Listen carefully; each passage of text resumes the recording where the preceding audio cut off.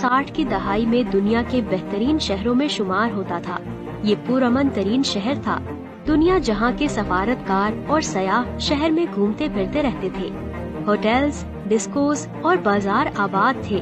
कराची का साहिल दुनिया के 10 शानदार साहिलों में से एक था। PIA दुनिया की 4 बड़ी एयरलाइंस में शुमार होती थी। यूरोप, अमेरिका, मशरिक़े बईद, अरब ममालिक, सोवियत यूनियन, जापान और भारत जाने वाले तमाम जहाज कराची उतरते थे और मुसाफिर कराची के बाजारों में 1-2 घंटे गुजारकर अपनी मंजिल की तरफ रवाना हो जाते थे। शहर में डबल डेकर बसें चलती थी।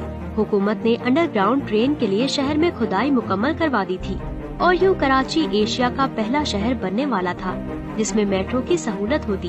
कराची की रोशनियाँ रात को दिन में बदल देती थी। कराची के बीच भी लाजवाब थे। सफारतकार गोरे हफ्ता और इतवार का दिन बीच की गर्म रेत पर लेटकर गुजारते थे। दुनिया भर से बहरी जहाजों के जरिए हजारों मुसाफिर कराची आते थे। कराची खित्ते का जंक्शन भी था। यूरोप से लोग ट्रेन के जरिए इस्तांबुल आते थे, वहाँ से तेहरान, तेहरान से कोयटा और कोयटा से कराची आते थे। कराची में रुककर ट्रेन के जरिए इंडिया चले जाते थे और वहाँ से श्रीलंका, नेपाल और भूटान तक पहुँच जाते थे। कराची में दुनिया की जदीद तरीन मसनूआत मिलती थी। ये शहर बड़ी गाड़ियों की बहुत बड़ी मार्केट होता था। जापान, यूरोप और अमेरिका से महंगी गाड़ियाँ कराची आती थी और कराची के सेठ बाकायदा बोली देकर ये गाड़ियाँ खरीदते थे।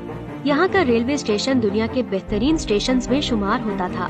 ट्रेनें जदीद, साफ सुथरी और आरामदेह थी और इनमें खाना भी साफ सुथरा और मयारी मिलता था। ज्यादातर सफारतकार रिटायरमेंट के बाद कराची में कयाम के मंसूबे बनाते थे और यहाँ प्रॉपर्टी खरीदने की कोशिश भी करते थे। शहर साफ सुथरा था, फिजा बहुत अच्छी थी। सर्दियों और गर्मियों में दर्जा हरारत मोतदिल रहता था।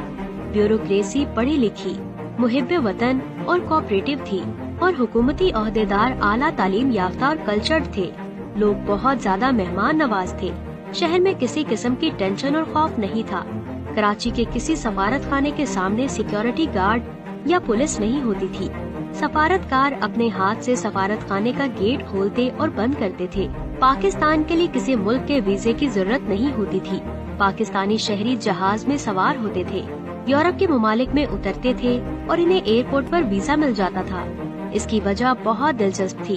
पाकिस्तान उस वक्त दुनिया का वाहिद मुल्क था जिसमें सिर्फ उन लोगों को पासपोर्ट दिया जाता था जो वाकई ही जेन्युइन मुसाफिर होते थे। पाकिस्तानी शहरियों को पासपोर्ट के हसूल के लिए अपने खुशहाल होने, साहिबे जायदाद होने और सफर की वजूहात के सबूत देना पड़ते थे। कराची का मयारे तालीम पूरे खित्ते में बुलंद था।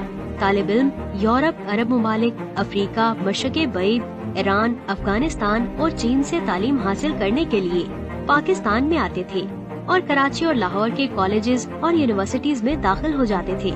अमेरिका और यूरोप के प्रोफेसर्स रोजगार के लिए पाकिस्तान का रुख करते थे। कराची शहर में 1000 के करीब गैर मुल्की डॉक्टर, तबीब और प्रोफेसर्स थे।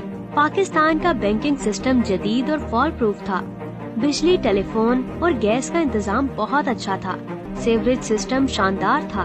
कराची में बारिश के आध घंटे बाद सड़कें खुश्क हो जाती थी।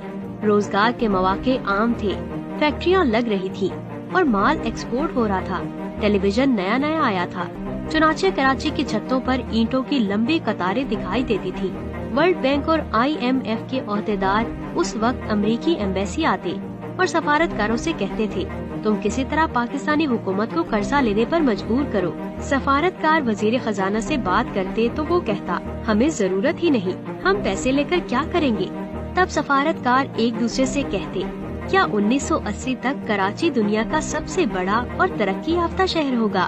तो दोस्तों, आज के लिए इतना ही। आपका इस वीडियो के बारे में क्या कहना है? अपनी कीमती राय का इजहार हमारे कमेंट बॉक्स में जरूर करें।